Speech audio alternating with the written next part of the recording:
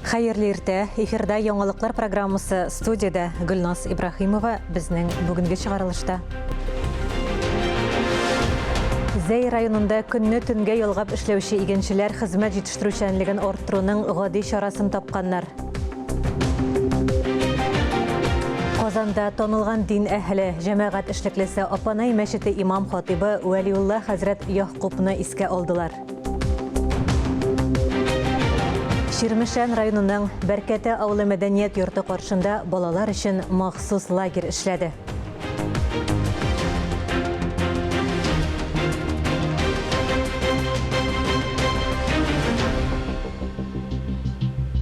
Бүген 22 июльдә аязучан болытлы һава урыны белән яңгыр явуы ихтимал, җил көньяк, көнбатыштан уртача тизлектә. Көндез 22-24 градус җылы булыр дип көтелә.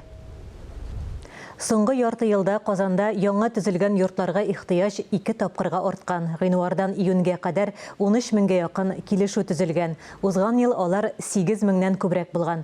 Барыннан да күбрәк фатирлар сатылган, 120 меңнән артык. Ипотека буенча да килешүләр арткан. Татарстанда мәгълүмати технологияләр белән бәйле яңа һөнәр үзләштерергә теләгән кешеләр өчен белем бирү проекты эшли башлады. Анда балалары 7 яшьтән дә зур булмаган әниләрне чакыралар. Яңа проект аларга өстәмә белем алырга, дәүләт хезмәтендә стажировка узарга һәм медиа өлкәсендә эшкә урнашырга мөмкинлек бирә. Өйдән торып та эшләргә мөмкинлек бар. Гаризалар кабул итү 7 августка кадәр дәвам итә. Татар халкының бөек шәхесләре, мәдәнияте һәм гореф-гадәтләре белән таныштылар. Түбән Камада Заря лагерында оештырылган туган як профильле сменасы узды. Тулырак алдагы язмада. Мен Раббук, мен Динук, мен Набиюк. Сау һавада белем сәгате дини дәресне Исмаил Күрәев алып бара. Остаз Әлмәт шәһәреннән килгән. Ислам дине аның бөек шәхесләре турында сөйли. Укытучының һәр сүзен балалар түкми, чәчми тыңлый. Балаларга сөйлим инде динебез турында, әдәпкә өйрәтәмен, ничек әдәпле булырга һәм шулай ук инде тарих безнең шул батырларыбыз турында, сахабалар турында аларның тарихын сөйлим инде шуларга. Балаларның һәр минуты исәптә. Дәресләр, спорт чаралары, мастер-класслар, лагерь тормышы истә калырлык булсын өчен әйдаманнар күп көч куйганнар. Заря лагерында оештырылган туган як профильле смена 155 баланы кабул итте. Яшьләре 8дән алып 15кә кадәр. Табигать кочагында алар 18 көн ял итеп дини тәрбия алдылар. Бастар!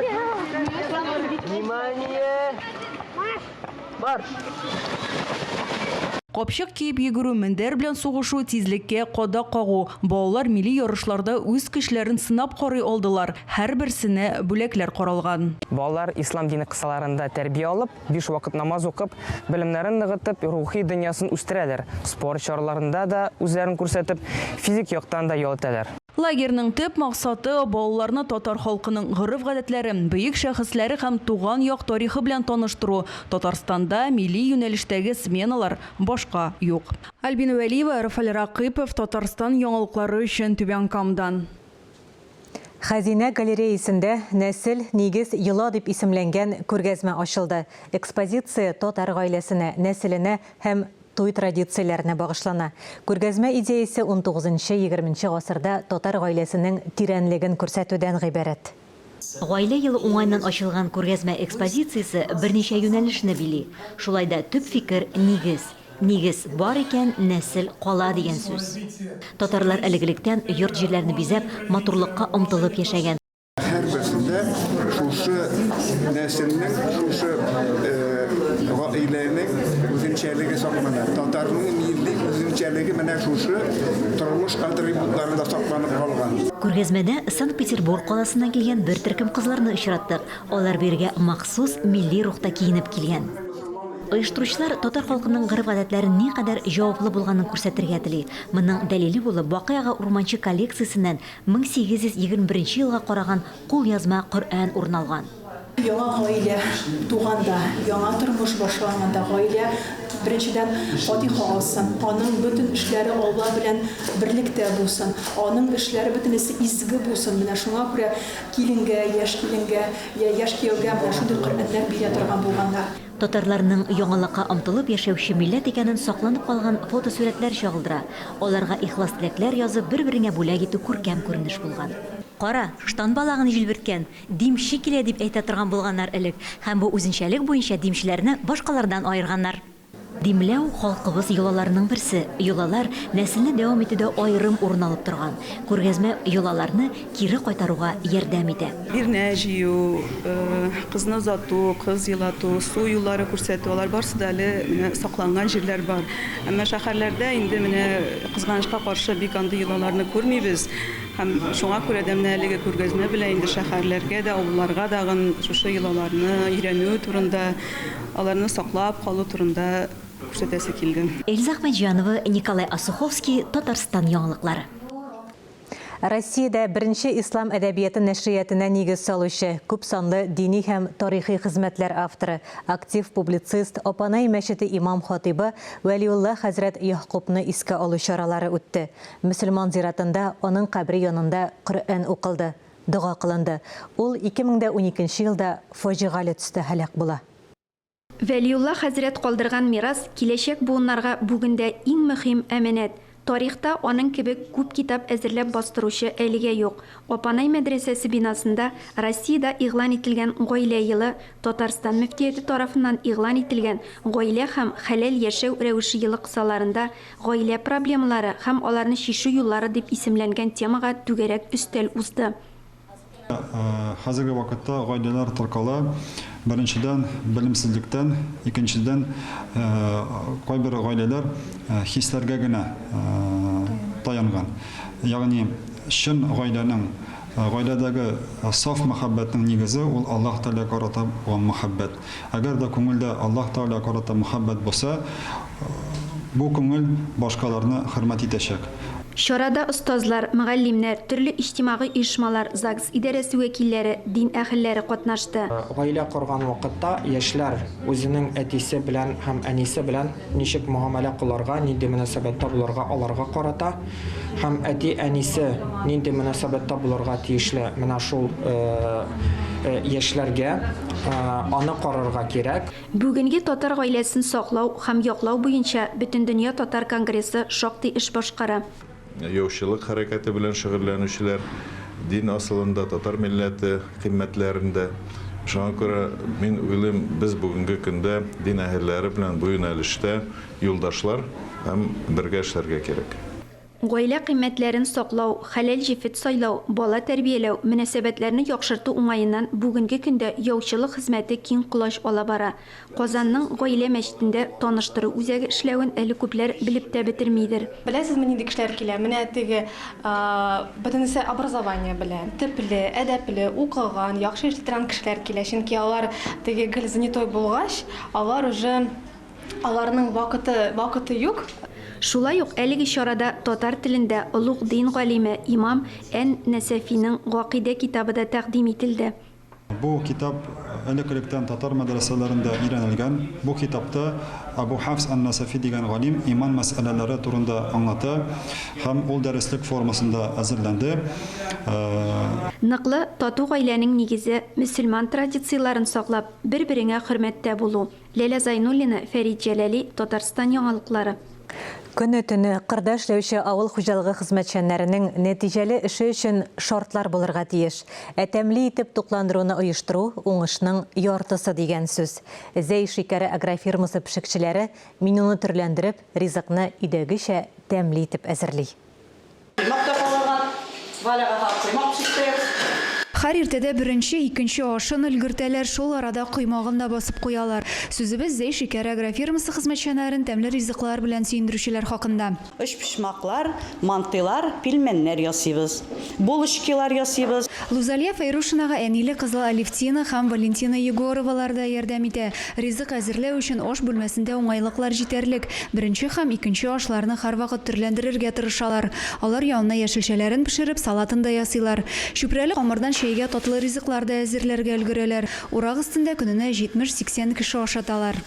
Әзер булган ризыкны зур-зур савытлар белән басуга илтәләр. Агрофирманың машина йөртүчесе Семен Кузнецов бу эшне зур җаваплылык белән башкара. Вакыты йөртәм и рабочийларны Заемскийга төрле җиргә йөрибез инде, койда кирәк. Кыр хезмәтчәннәре төшке һәм кичке аш вакытларын түземсезлек белән көтеп алар. Кызуырак өстендә генә түгел, пешекчеләр ел әйләнәсе агрофирма хезмәткәрләрен тәмле ризыклар белән сыйлыйлар. Бар күңел җылыңны биреп әзерләгән ризыкны яратып ашаулары тагын да рухланып эшләтә диялар. Адилә Бирханова, Александр Тимофеев, Максим Майоров, Татарстан яңалыклары, Зәй районы. Шығарылышыбызны Татарстанда нәшер ителүче газета журналларда игътибарга лайыклы язмаларга күзәтү белән дәвам итәбез. Матбугат күзәтүе сәхифәсе белән гадәттәгечә журналист Миңназыйм Сәфәров таныштыра. Хәерле көн, мөхтәрәм телевизор караучылар. Җәйге шилләдә башка төрле мәшәкатьләр хәттин ашса да, татар матбугатындагы язмалар белән танышып баруны онытмыйк. Бәрәңгегез ни хәлдә? Кружа исендә бирелә торган бу сорауны Шәһри Казан газетасы беренче битенә чыгарган. Андагы сораштыру белешүләр белән танышканнан соң бәрәңге уңышының быел да Аллаһ кулында икәнлегенә шикләнмисең. Тагын берәр матур яңгыр явып китсә, шәп булып яралган бәрәңге менә дигән уңыш белән сөендерәчәк. Яумый калса, бәрәңгенең кадере бермә-бер артасы. Бүген исә базарда яңа бәрәңгенең килосы 80 сумнан башлана. Тансык чагы. Заманабызга әллә никадәр яңа сүзләр алып килә. Ныклабарак карасаң, барысы да без белгән төшенчәләр икән. Әйтик, балаңны каладагы яки авылдагы туганыңа кайтару кит-шеринг дип атала икән хәзер. Кунакка йөрү азайганлыктандыр инде, менә шундый модалы сүз уйлап чыгарылган. Шәһри Казан газетасы бу сүз артында нәрсә ятканлыгы турында язма бастырып, күпләрне уйланырга мәҗбүр иткәндер. Шуннан да, әле кайчан гына шәһәрдәгеләр бала-чагасын татарчаны онытмасыннар, табигый ризыклар ашап, эшкә өйрәнеп килсеннәр дип, авылга кайтарып куя торган булганнар. Бүген барысы да телефон һәм планшетлар алыштырды. Авылга кайтып йөрүнең мәгънәсе бетте. Ахыр хәерле булсын. Ләкин ахыры гел хәерле генә булып бетми шул.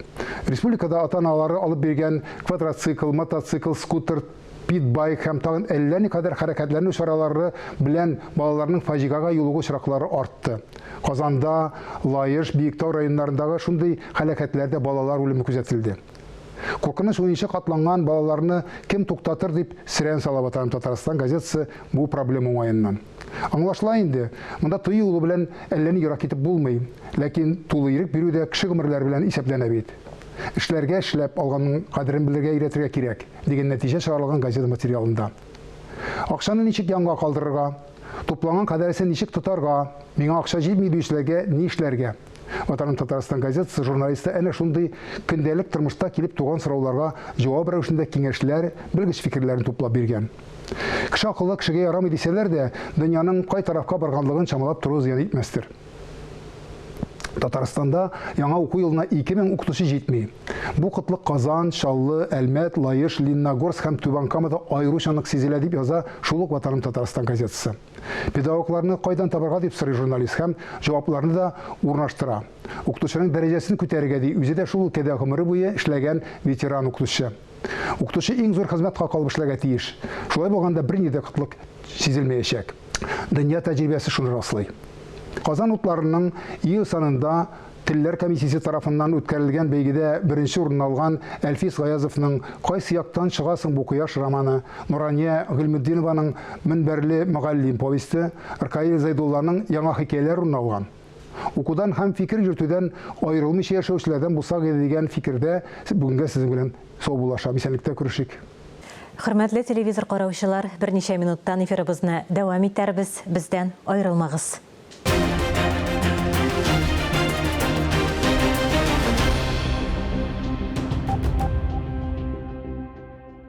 Эфирда яңалыклар программасы дәвам итәбез. Ширмешән районының Бәркәтә авылы мәдәният йорты каршында балалар өчен махсус лагерь эшләде. Яңа төр смена үзенчәлекләрен Мөршидә Җиһан күреп кайтты. 1-2-3 бездә барлык көч. Хәзер балалар гимнастика ясый, аларның һәр иртәләре шулай башлана. Без Ширмешән районының Бәркәтә авылында әйдә дигән лагерьдә. Тиз зарядкадан соң балалар линейкага тезелә. Һәр отряд үзенең исемен, девизын әйтеп, өлкән әйдәманга хисап бирә. Кәефләр ничек? Безнең инде әйдә лагере ул быелны Ширмешән районында 2нче тапкыр Бәркәт авылында уздырабыз без аны. Барлыгы лагерьга 60 бала йөри. Димәк, безнең авылыбыз яши, димәк, безнең авылыбыз бер кайчан да югалмаячак. Әлбәттә, бик күркәм башлангыч бу смена балаларны авылларга җәлеп итү үрнәге. Үзләренең җырларын, биюләрен, сәләтләрен күрсәтәләр. Менә шундый төрле уеннар уйныйлар. Балалар өчен иң мавыктыргыч уен квест. Оештыручылары беренчеләр хәрәкәте. Biz kвестте эшләрбез балаларга бик ошый. Үзебезнең алдынгылар командасындагы кызлар белән, кая балалар, кая яшьләр, без шунда инде. Менә бүген без әйдә лагерына килергә булдык. Әйдә сменасының программасы бик кызыклы. Көндә балалар әйдәманнарын яңа иҗат җимешләре белән сөендерә. Менә шундый зур лагерьда үз-үзеңне тоту кагыйдәләре, беренче чиратта тәртип, зурларга карата мөнәсәбәтләрен, чтобы барсыныкы да әйбәт, вожатыйларга, зурларга һәр вакытта да сез дип кенә эндәшергә, әйдәман булгач бит инде ул аларның ниндидер җитәкчеләре кебек. Шуңа күрә иң беренче чиратта менә шунарга өйрәтәбез. Әйдәманнар дәресләреннән тыш балалар смена дәвамында төрле кунаклар белән очрашты, остаханәләрдә катнашты. Без монда тине буйыбыз. Лагерьдә бик ошый, күп дуслар таптым. Матди ярдәм тулысынча иганәчеләрдән. Икенче генә ел уздырылса да, тәҗрибә тупларга хәтта күрше Самар өлкәсеннән дә белгечләр килгән. Балалар монда көндез генә булалар, ләкин алар өчен монда бөтен уңайлыклар булдырылган. Матур иттереп менә ул мәйдан, ул бөтен ял урыннары, су кыйыну урыны да булдырган шушындай бәләкәй генә авылда. Шуннан да балаларны шундый кызыксындыралар, төрле яклап эшлиләр алар белән. Балалар белән аралаштык килгәчтә, аларга бу лагерь бик ошый. Баланың уңышка ирешүе күп очракта аның тирә-яктагы шартларга яраклаша белүеннән һәм элемтәләр урнаштыра алуына бәйле. Каникуллар вакытында әйдә кебек профильле ял сменасына бару, иҗат сәләтеңне арттыру һәм яңа дуслар табу өчен иң шәп мөмкинлек. Мөршидә Җиһан, Дамир Мөхәммәтханов, Татарстан яңалыклары. Шығарылышыбызны татар халкының күренекле шәхесләренә багышланган сәхифә белән дәвам итәбез.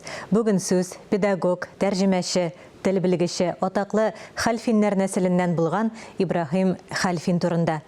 Аның тормышы белән тулырак профессор, академик Искәндәр Гыйләҗев таныштыра.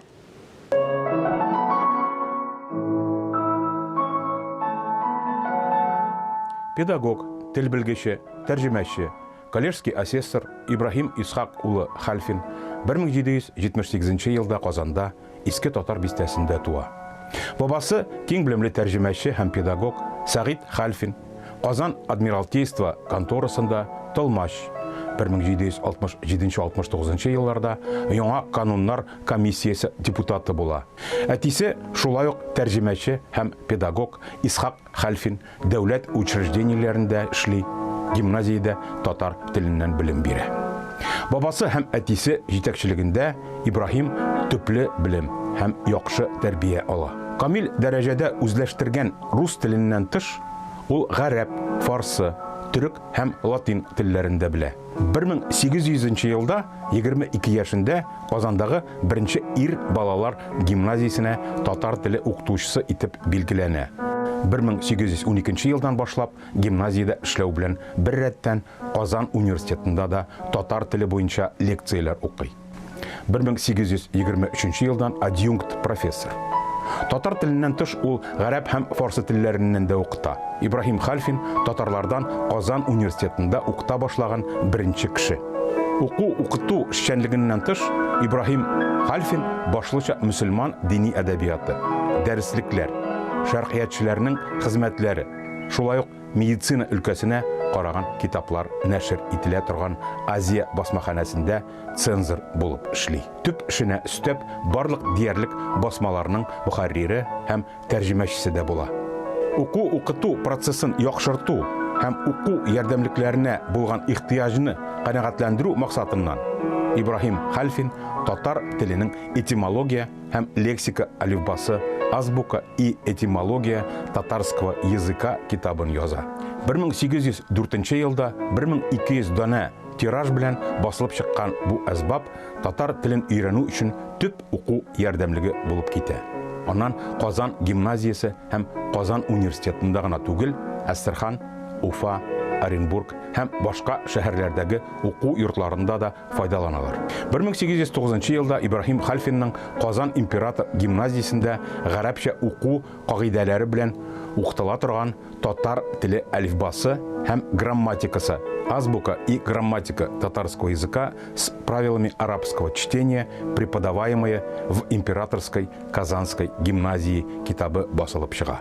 Ул гомумән телне тарих белән бәйләп өйрәтү тарафдары була. Үз дәресләрендә тарихи язмаларны актив куллана. Казан университеты фәнни китапханәсендә аның татар теле буенча университет курсы лекцияләре конспекты саклана. Үз милләтенең мәгарифен кайгыртып, Ибрахим Хальфин 1820 елда университет советына татарлар өчен рус теле һәм дөньяви фәннәр укытыла торган училище ачарга тәкъдим итә. Ул көнчыгыш халыкларының тарихи истәлекләрен саклау буенча зур эш алып бара. Шәркыятчы галим христиан Мартин Френ белән берлектә борынгы татар язма чыганагы Әмәт турында хикаятны 1397 елга Тимер Котлык хан ярлыгын басмага әзерли. Әлеге чыганаклар 1816-18 елларда Вена шәһәрендә нәшер ителүче Fundgruppen des Orients журналында дөнья күрә.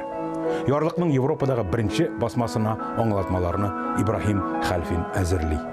Бу язма Алтын Урда, Кырым һәм Казан татар ярлыкларының хәзерге вакытта фәнни яктан өйрәнелүенә нигез була. 1822 елда Ибрахим Хальфин урта гасырларга караган Әхвәле Шыңгыз хан ва Аксак Тимер риваятлар җыентыгын уку ярдәмлеге итеп бастырып чыгара. Хрестоматиянең кереш сүзендә ул бу эшен татарларда тарихка, тарихи чыганакларны барлау һәм саклауга карата кызыксыну уятырга омтылуы белән аңлата. 1825 елда Әбелгази Баһадур ханның татарлар һәм монголлар турында тарих китабын эшкәртеп, аңлатмалар һәм исем күрсәткечләре белән татар телендә бастыра. Бу вакыйга фәнни даирәләрдә киң кызыксыну уята һәм христиан Мартин Френ тарафыннан югары бәя ала. Ибрахим Хальфин күпләгән борынгы автор язмаларын элек билгеле булмаган документларны эшкәртеп дөньяга чыгара. Аның бу юнәлештәге эшчәнлеге Россия һәм Европа ориенталистикасы өчен зур әһәмияткә ия була. Ибрахим Хальфин 1829 елның 14 гыйнварына каршы төндә вафат була. Аны соңгы юлга татар бистәләре халкы, студентлар, университет ректоры Николай Иванович Лобачевский, дуслары, гимназия һәм университеттагы хезмәттәшләре озата. Шушы минутларда студиябездә хәерле көн Татарстан тапшыруына әзерлек бара. Сүзне Эльза Әхмәҗановага бирәбез. Хәерле көн, исәнмесез? Тапшыруыбызның бүгенге чыгарылышында серле хәзинә сәхифәсе дәвамында беләзекләрнең яңа төрләре белән танышырбыз. Тапшыруыбызның даими эксперты табиб Илдус Латфуллин шифалы үләннәр турында аңлатмалар биреп китер. Рәхмәт, Эльза. Хөрмәтле телевизор караучылар, бүгенге чыгарылышыбыз тәмам. Башланган атна уңышлы, имин булсын. Исән сау булыйк.